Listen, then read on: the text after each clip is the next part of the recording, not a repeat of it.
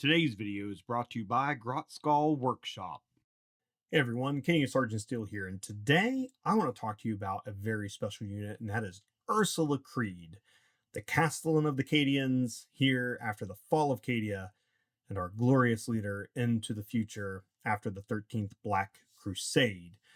So, if you don't know the lore, Ursula Creed is the daughter of Ursula Creed, who was the leader of the Cadians during the fall of Cadia, alongside Color Sergeant Kell. And I do have actually a bronze statue of them here behind. I do still have my original models. Don't worry, this is not them.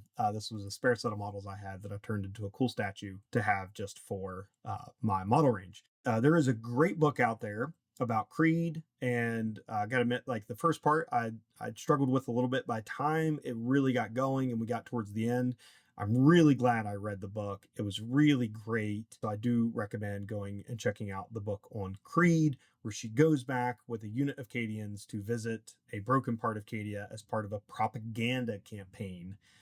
And things go sideways really fast. Anyhow, as always, let's dive right into it with the stat line. So we have movement 6, toughness 3, 4-up save with a 5-up invuln.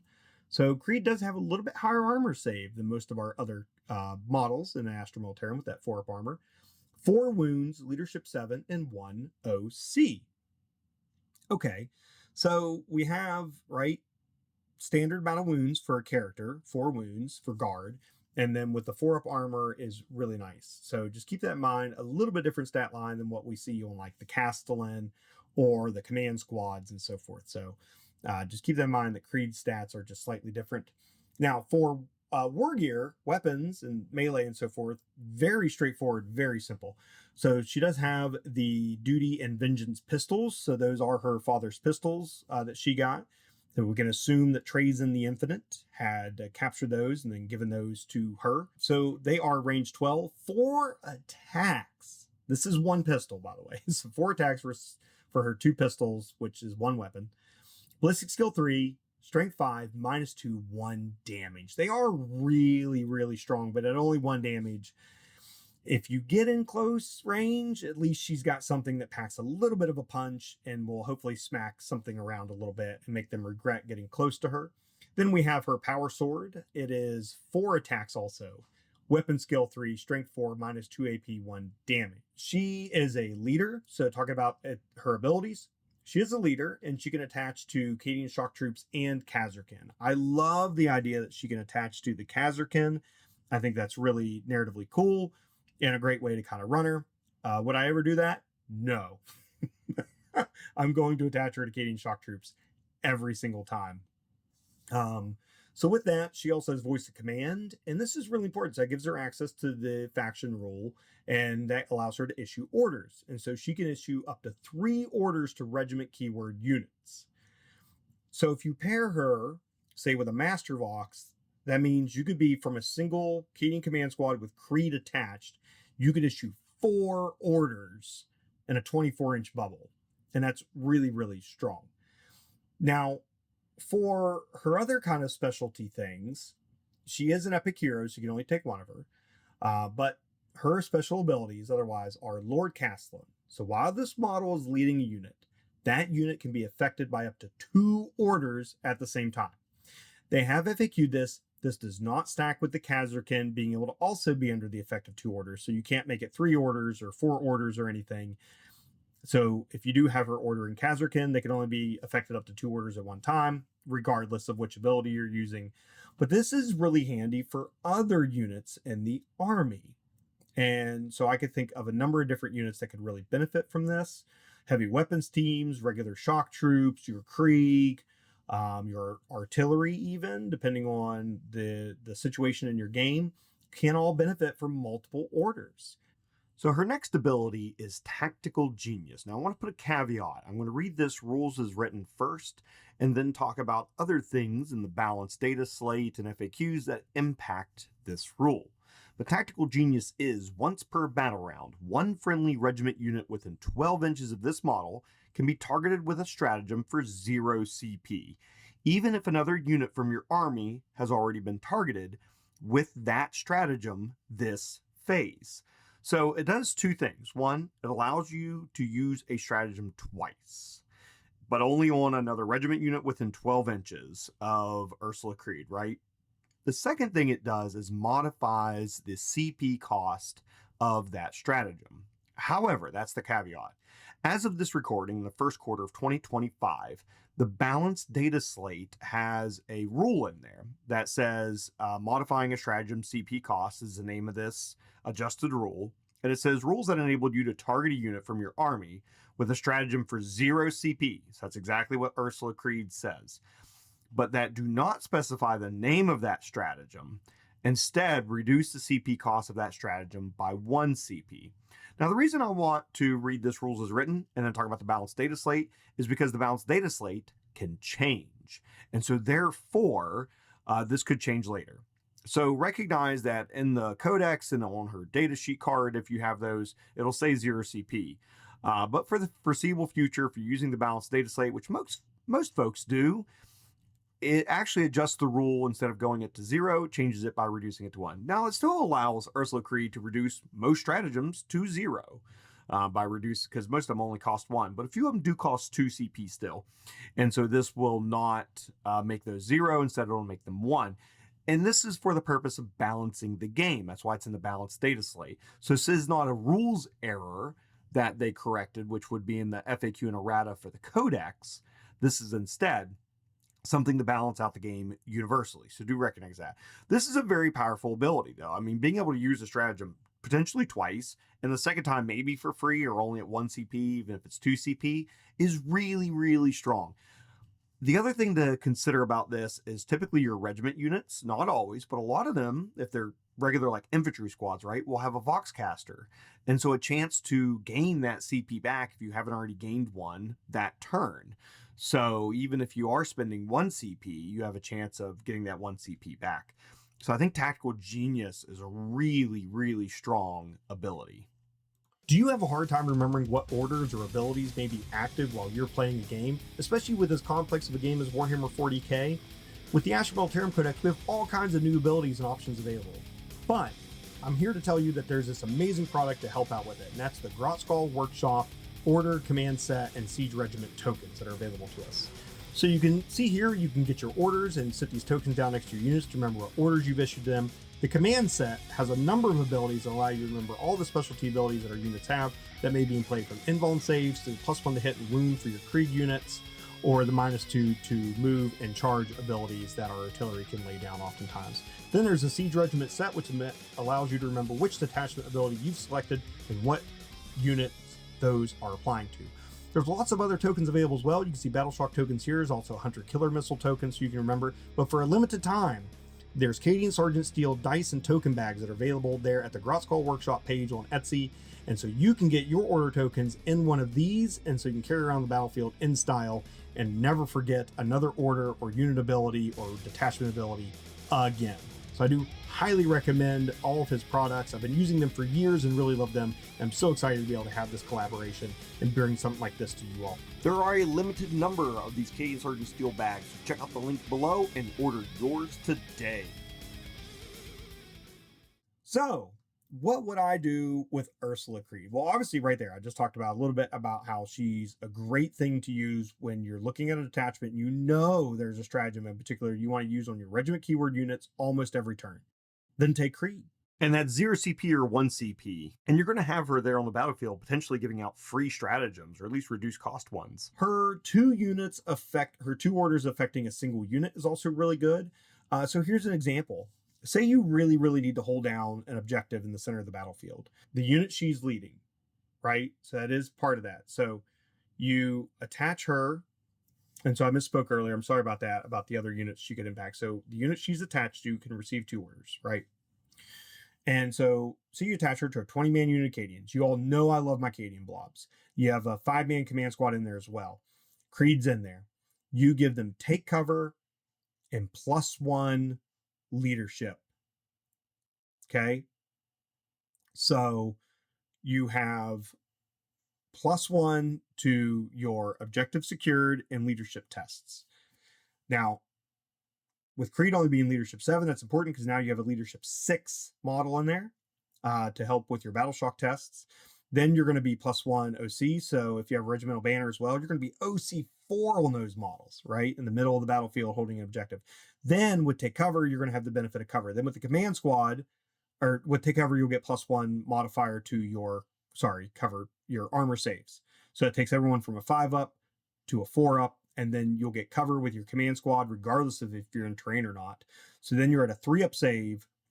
You are holding down whatever you want in the middle of that battlefield. Nobody is taking that from you. I absolutely love that. There's nothing more Cadian than that right there. So lore wise, they nailed it, right? I think that is a phenomenal way to kind of do this. Or say if you don't think you're going to get charged and you don't think you're going to have to be stuck on that objective, kind of fighting for your life to hold the ground, and you think your opponent's going to keep their distance from you, you could give +1 ballistic skill and +1 to your save characteristic, right? So then as you get return fire, hopefully you'll hold out, but you're also still going to hit really well with Creed. So that's really great. Like you have less to worry about because Creed is going to usually make the unit more resilient or stronger and stronger in whatever task you've set them to do. So whether it's holding the objective, whether it's shooting, could be in melee, giving +1 to your weapon skill, could be +1 rapid fire attacks. You could, even if, say, you're not trying to just hold an objective, say you're not worried about that, your opponent's not going to come in at you. You could give a unit +1 ballistic skill and +1 the rapid fire attacks. You could just create this extreme volley of lasgun and plasma gun shots into your opponent, which I think is really, really fantastic and another kind of great killy strategy that you can do when attaching her to a large kind of blob of Cadian shock troops with a command squad. That is often how I'm going to run her, and those are often the general tactics I'm going to deploy with her right there. So I'm either going to try to shoot extremely well, extremely hyper efficiently. I'm going to try to hold stuff down, or I'm going to do a little bit of both, right? And just depending on the context of the game and the tactics I need in that moment. And Creed really offers those superior tactics in that moment, which fits her lore. That's what I really, really like about her. Then as well with the free stratagem, I mean, that just adds to that once again. So do you need to shoot better? Do you need to kill better? Do you need to be more resilient, right? You need better saves. And there's all kinds of stratagems that do that for us in the game. And so Creed offers that once again to just hyper synergize units nearby or units that she is attached to. So I think she's got a lot to offer. Then as well with her 3 orders, depending on, once again, your list building, your general strategy, you're probably going to want to give 2 orders to the unit she's attached to. Then if you have a command squad with her, so you have a 24-inch order range, she can really reach out and issue orders to other units, whether it's more shock troops, Kazarkin, Krieg, Katachin, artillery teams, sentinels, you name it, right? And she's going to be tossing out orders.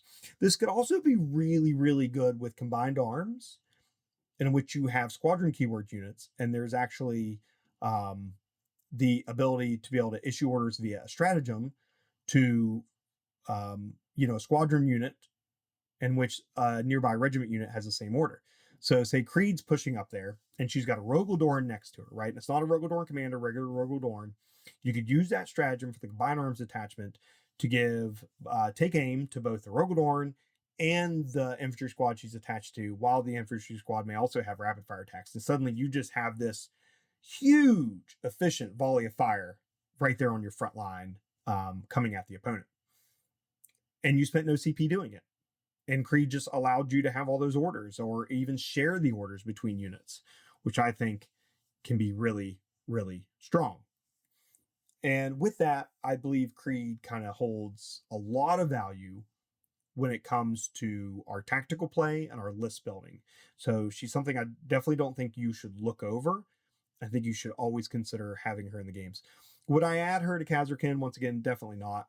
I think she is much better placed with shock troops with a command squad, and that's her best role. You could have put her with a 10-man unit of Cadians with a 5-man command squad in the backfield with a Master Vox. That and combined would be a total of 4 regiment orders you could issue out. And so if you have a lot of artillery or heavy weapons in the backfield, she could just be popping off orders left and right to all those units back in your deployment zone, creating this super castle of just hyper efficient fire, right? It's raining down on your opponents. But that would make me sad to kind of have Creed tucked away like that. I really actually personally want her kind of up in the thick of things.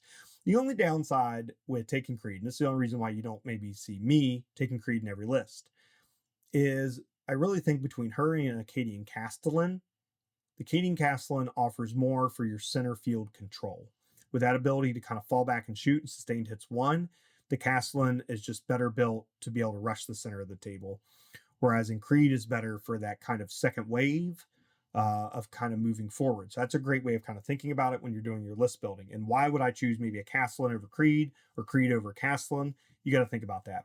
So if your front line, your troops on the front line there say are Krieg instead, and you have the Creed command squad with them. So you don't need 20-man Cadians with a Castellan. Maybe you have your 20-man Cadians in behind your Krieg, and Creed is in there with them because you're screening out your Cadians. You're not as worried about your Cadians getting stuck in combat and needing to be able to fall back and shoot. And so in that case, if your list is built that way for your overall strategy to take that into account, then Creed is the better option over the Castellan for that type of list build and strategy. So that's where I think that she really comes into play. Well, that's it. That's all I have for you today. I mean, Creed's pretty straight up. I really, really like this unit. I love the model. I really, really do love the model. So it's very Winston Churchill, which is what Creed was, turned into, a woman commander. And this model does that really well. And so I'm very, very excited about that. And I love to have it. It was wonderful to paint up, and so I do highly recommend this one. Not hard either, so it's not overly detailed. It's a very and that fits Creed. She never did want all the fancy stuff. She was very pragmatic, just like her father was. So with that, I do highly recommend the unit. Definitely check it out. If you've enjoyed this video, please like and subscribe. I'd really appreciate it. And only about half of you who watch this video are subscribed. So I'm calling you out now. Go ahead and like and subscribe. There's a button there that you can do that down below. If you really, really love the content I'm putting out, whether it's battle reports, painting tutorials, or these unit reviews and tactics videos, you can also become a channel member, in which, as a White Shield, you just support me, and that's $2 a month. Or you can join at a higher rank, say private or sergeant, and then you can join the Acadian Sergeant Steel Discord. And so with that, I just want to give a quick shout out to my current higher ranked members. For privates, we have Jesse, Brendan M, Logan W. For sergeants, we have Nicholas S, Jacob E, and Jerry T. And so I really appreciate your all support. So you can join us there in the Discord, where we're chatting about hobby, list building, and lore, and so much more around the Astra Militarum and just Warhammer 40k in general, just sharing our love for the hobby. It is a positive environment. We are very encouraging, and that's something that I really pride myself on as a content creator, about creating spaces in a community that is supportive of each other. So that's what we do there. In fact, I even bent the knee and created a meme channel because a member asked for it, and because I'm not really much of a meme person, right? Morty and Glory definitely is. It's just not my cup of tea. But my Discord members wanted it, so I've made that in there. So there's that as well, where we do share those memes. So all kinds of stuff happening. Feel free to join, and I'd really appreciate having you all there for that support. If you want to support me in other ways, there's lots of affiliate links below for products that I do use. You see them in my battle reports. You see me at conventions using them. So you can go check out those products there down below. And most often those have a little bit of kickback to me. And so you can support me that way by getting movement trays or order tokens or something else. And then I get just a little bit of the proceeds from that, just a small amount. And that's a way that you can get a cool hobby supply for you to use and support me at the same time. I really appreciate it. Well, that's it. That's all I have for today. So as always, have fun wargaming. And remember, Cadia stands.